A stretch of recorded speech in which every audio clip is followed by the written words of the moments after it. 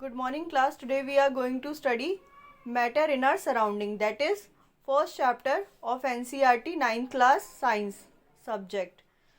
Matter in are surrounding में हम क्या पढ़ेंगे, क्या होते हैं मैटर, मैटर के टाइप्स हम किन बेसिस पे उनको डिवाइड करेंगे, सॉलिड लिक्विड गैस, उनके स्टेट के बेसिस पे उनको हम डिवाइड करेंगे।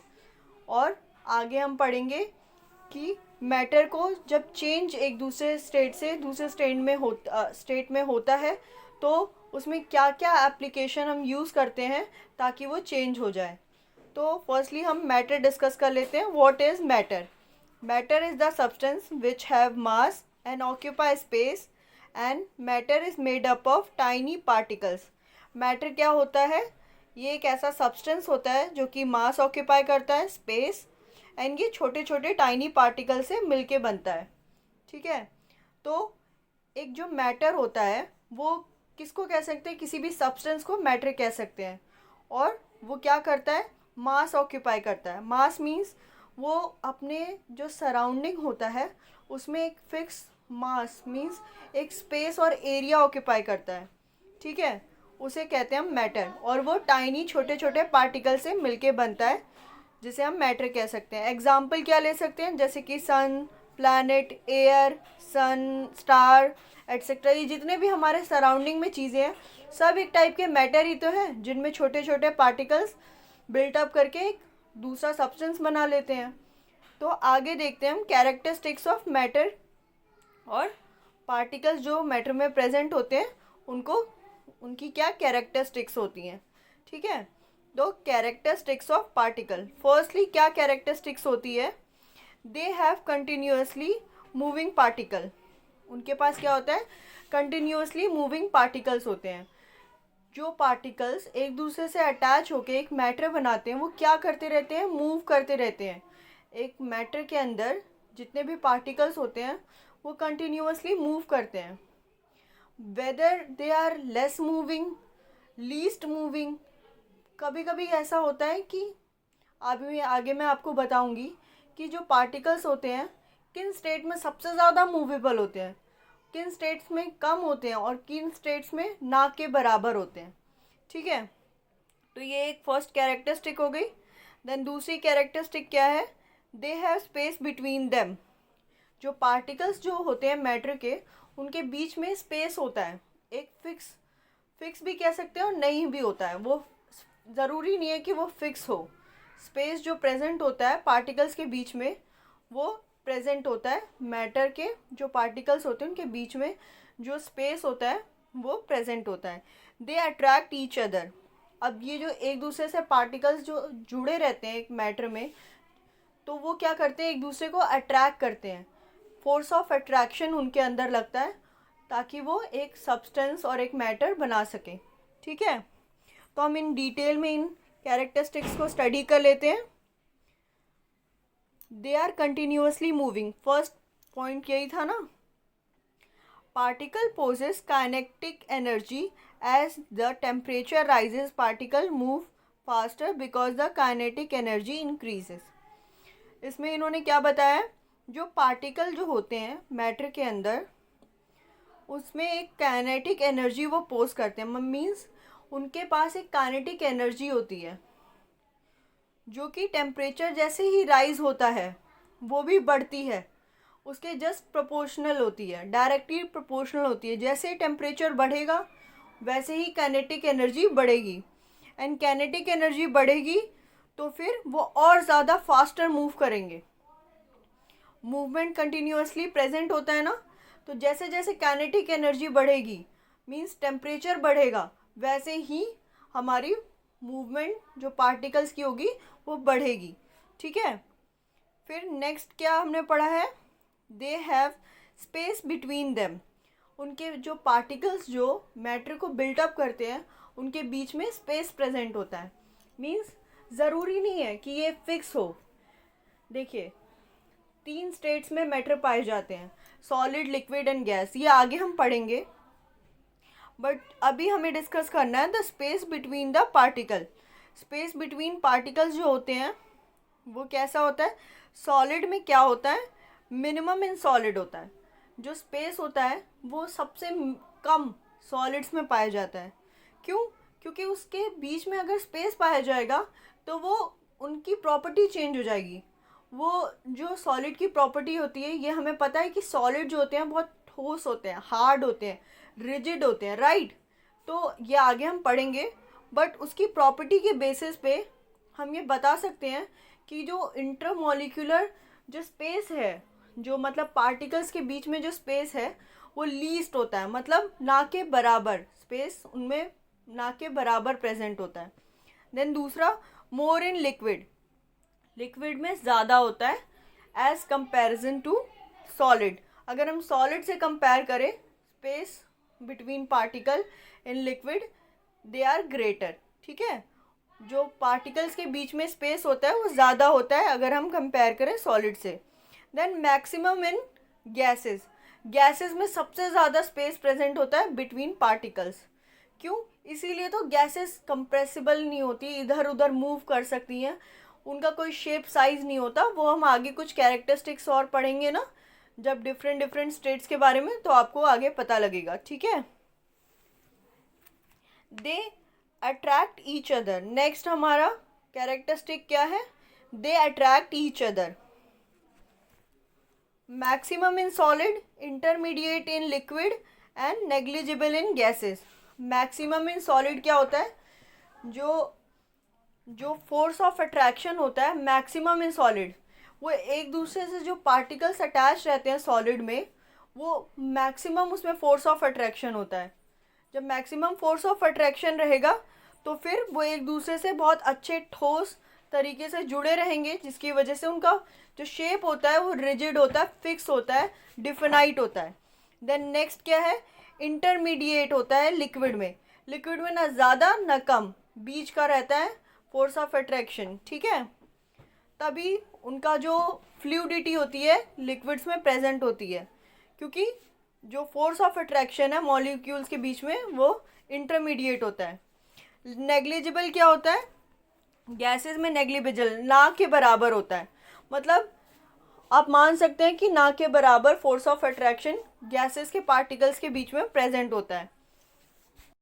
अभी हमने ये तो पढ़ लिया कि कैरेक्टरिस्टिक्स क्या होती हैं पार्टिकल्स की जो कि मैटर में प्रेजेंट होते हैं। अब हम ये पढ़ेंगे कि कैसे एक मैटर दूसरे मैटर से अलग होता है, हम किन बेसिस पे उनको क्लासिफाई कर सकते हैं। एक मैटर अगर इन इन बेसिस पे अलग होगा तो उसको हम किस स्टेट में बोलेंगे?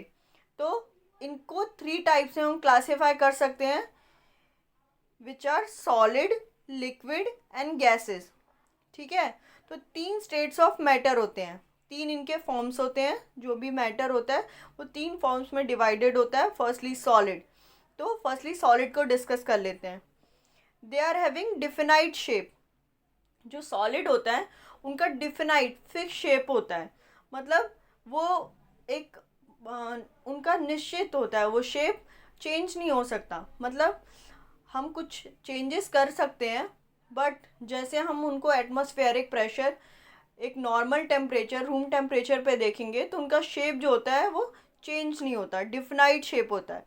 देन नेक्स्ट क्या है? डिस्टिंक्ट बाउंड्रीज, उनकी बाउंड्रीज जो होती हैं वो फिक्स रहती हैं एक नॉर्मल रूम टेम्परेचर पे और एक प्रेशर पे, ठीक है, पर डिस्टिंक्ट होती हैं। हर एक मैटर जो होता है सॉलिड, उनकी अलग अलग बाउंड्रीज होती हैं, बट वो फिक्स रहती है ना उनकी बाउंड्रीज, ठीक है। उनको हम आइडेंटिफाई कर सकते हैं कि ये रेक्टेंगल है, ये ट्रायंगल है। तो अगर वो शेप जो होगा फिक्स रहेगा तो ही उनकी बाउंड्रीज भी फिक्स रहेंगी, राइट। देन नेक्स्ट क्या है? रिजिड, दे आर रिजिड, जो सॉलिड स्टेट्स में सब्सटेंसेस प्रेजेंट होते हैं वो ठोस होते हैं, हार्ड होते हैं, अगर हम उनको टच करके फील करेंगे तो वो हमें रिजिड लगेंगे। फिर नेक्स्ट क्या है? इनकम्प्रेसिबल, उनको हम दबा नहीं सकते सॉलिड्स को, राइट। कुछ कुछ एक्सेप्शंस हैं जिनको हम दबा सकते हैं सॉलिड में, जैसे कि स्पंज, ये सब है, बट ये थोड़े डिफरेंट हैं, इनको हम आगे स्टडी करेंगे, ठीक है। फिर डिफिनाइट वॉल्यूम, डिफिनाइट वॉल्यूम वो कंटेन करते हैं, उनका जो वॉल्यूम होता है वो अपने सराउंडिंग में एक डिफिनाइट रहता है, फिक्स रहता है, ठीक है। फिर नेक्स्ट क्या है? लिक्विड्स के बारे में हम कुछ प्रॉपर्टीज़ देख लेते हैं। नो डिफिनाइट शेप, उनकी जो शेप होती है वो डिफिनाइट नहीं होती, वो किसी भी फॉर्म में चेंज हो जाते हैं, राइट। अगर हम उन्हें ग्लास में डालेंगे तो ग्लास में चेंज हो जाएगा, मतलब उसका जो शेप होगा वो डिफिनाइट नहीं रहेगा। जग में डालेंगे तो जग के फॉर्म में चेंज हो जाएगा, जैसे हम चाहें वैसे चेंज कर सकते हैं। फिर दे हैव डिफिनाइट, उनकी जो बाउंड्रीज होती हैं वो भी डिफिनाइट नहीं होती, क्योंकि उनका शेप डिफिनाइट नहीं होता तो उनकी बाउंड्रीज भी डिफिनाइट नहीं होती, वो फिक्स नहीं रहती। फिर fluidity, they contain fluidity property, ठीक है, उनके पास एक प्रॉपर्टी होती है फ्लूइडिटी, जैसे कि गैसेस और जो लिक्विड होती हैं इन दोनों के पास होती हैं। हम गैसेस में आगे देखेंगे फ्लूइडिटी कैसी प्रॉपर्टी होती है। वो मतलब फ्लूइड, फ्लूइड क्या समझ से आप फ्लूइड से, फ्लूइड मीन्स वाटर। वाटर को आप देख लीजिए, एक अच्छा एग्जांपल है वाटर। वाटर को देख लीजिए, वो किसी भी फॉर्म में चेंज हो सकता है, कहीं भी मूव कर सकता है, फ्लो करता है, राइट। तो उसी प्रॉपर्टी को हम फ्लूइडिटी कहते हैं। देन लो कंप्रेसिबल, कंप्रेस हो सकता है बट लो कंप्रेसिबल है, मतलब सॉलिड जितना नेग्लिजिबल इसमें कंप्रेशन तो नहीं होगा, बट कंप्रेस हो सकता है, बट कम कंप्रेशन लगेगा, ठीक है। डिफिनाइट वॉल्यूम, इसका भी डिफिनाइट वॉल्यूम होता है, ये एक फिक्स वॉल्यूम अपने सराउंडिंग में कंटेन करता है। देन नेक्स्ट क्या है, नेक्स्ट है गैसेस, इनकी कुछ प्रॉपर्टीज़ देख लेते हैं। नो डिफिनाइट शेप, इनका कोई डिफिनाइट शेप नहीं होता, क्योंकि इनका फोर्स ऑफ अट्रैक्शन जो पार्टिकल्स के बीच में है वो नेग्लिजिबल है, तो वो जब पार्टिकल्स एक दूसरे को अट्रैक्ट नहीं करेंगे तो वो एक शेप तो मेंटेन करेंगे ही नहीं। तो इसका फर्स्ट प्रॉपर्टी क्या है, no definite shape. Then no definite boundaries, अगर शेप डिफिनाइट नहीं है तो उसकी बाउंड्रीज भी डिफिनाइट नहीं होंगी, क्योंकि उसके कोई एजेस नहीं होंगे, कोई सरकमफ्रेंस कुछ नहीं हम उससे फाइंड आउट कर सकते। फिर फ्लूइडिटी, उनकी जो फ्लूइडिटी होती है कैरेक्टरिस्टिक्स मैंने आपको बताई थी, वाटर में भी प्रेजेंट होती है, गैसेस में भी प्रेजेंट होती है। फ्लो करने की क्षमता जो गैसेस में होती है और लिक्विड में भी होती है। देन हाईली कंप्रेसिबल, अब जब पार्टिकल्स कहीं भी मूव कर सकते हैं तो इनके बीच में स्पेस भी बहुत ज़्यादा होता है, इसीलिए वो इजीली कंप्रेस हो जाते हैं। जब स्पेस बहुत ज़्यादा है तो कहीं भी इधर उधर खसक जाएंगे पार्टिकल्स और उसकी वजह से वो इजीली कंप्रेस हो जाएंगे। देन दूसरा क्या है, नो डिफिनाइट वॉल्यूम, जिसकी वजह से उनका डिफिनाइट वॉल्यूम नहीं रहता है, हम जितना चाहे उतना उनको कंप्रेस कर सकते हैं और वो इसीलिए वॉल्यूम उनका कोई डिफिनाइट नहीं होता। फिर अगर हम चाहें तो चेंज कर सकते हैं ना स्टेट को, मैटर जो मैटर का स्टेट है उसे चाहें तो चेंज कर सकते हैं, बट कैसे चेंज कर सकते हैं, बाय चेंजिंग टेम्परेचर और बाय चेंजिंग प्रेशर, ठीक है। ये तो अगर हम चीज़ें चेंजेस लाएं अगर एनवायरनमेंट में, तो हम एक स्टेट ऑफ मैटर है जो उसका चेंज ला सकते हैं उसमें, ठीक है। जैसे कि एग्जांपल ले लेते हैं, अच्छा एग्जांपल है ये, जो सॉलिड फॉर्म में आइस, वाटर का ले लेते हैं। आइस जो प्रेजेंट होता है सॉलिड फॉर्म में, वाटर का फॉर्म है जो कि सॉलिड में प्रेजेंट रहता है। देन अगर उसका हम टेम्परेचर चेंज करें तो वाटर के फॉर्म में चेंज हो जाएगा, राइट। और अगर उसको हम और उसका टेम्परेचर चेंज करें तो वेपर के फॉर्म में चेंज हो जाएगा। तो ये एग्जांपल हमने लिया कि जैसे जैसे अगर हम टेम्परेचर चेंज करेंगे तो उसकी काइनेटिक एनर्जी मूव करेगी, वो ज़्यादा मूवमेंट होगा और उसकी वजह से उसमें चेंजेस आने लगेंगे और वो अपना स्टेट चेंज करेगा। फर्स्टली आइस को अगर हम हीट अप करेंगे, उसका टेम्परेचर चेंज करेंगे तो वो वाटर के फॉर्म में चेंज हो जाएगा। देन वो मेल्ट होते होते मेल्ट तो हो जाएगा, फिर वो उसको हम और बॉईल करेंगे तो वो बॉइलिंग पॉइंट पे आके बॉईल होने लगेगा और वेपर्स के फॉर्म में चेंज हो जाएगा, ठीक है। तो आगे देख लेते हैं कैसे कैसे चेंज होता है। मेल्टिंग पॉइंट क्या होता है, the temperature at which a solid melt to form a liquid at atmospheric pressure is called melting point. Melting point क्या होता है, जो टेम्परेचर सॉलिड को मेल्ट कर दे, किसके लिए, टू फॉर्म लिक्विड, लिक्विड बनाने के लिए, एट एटमॉस्फेरिक प्रेशर, एक फिक्स एटमॉस्फेरिक प्रेशर में, इसको कॉल्डेड मेल्टिंग पॉइंट। इसको क्या कहा जाता है, मेल्टिंग पॉइंट किसी भी स्टेट ऑफ मैटर का, ठीक है। अब हम देख लेते हैं इसमें लेटेंट हीट ऑफ फ्यूजन क्या होता है। ये मेल्टिंग पॉइंट से ही रिलेटेड है। The amount of heat required to change 1 kg of solid to its liquid state. हमने मेल्टिंग पॉइंट तो देख लिया, किसी भी चीज़ को अगर चेंज होना है सॉलिड से लिक्विड में तो उसे मेल्ट होना होगा, और उसको जो मेल्ट होने के लिए एक टेम्परेचर चाहिए, उसको हम मेल्टिंग पॉइंट कहते हैं। तो अब लेटेंट हीट क्या है? लेटेंट मतलब तो छुपा हुआ होता है, राइट। तो लेटेंट हीट ऑफ फ्यूजन क्या है? The amount of heat required to change 1 kg of solid.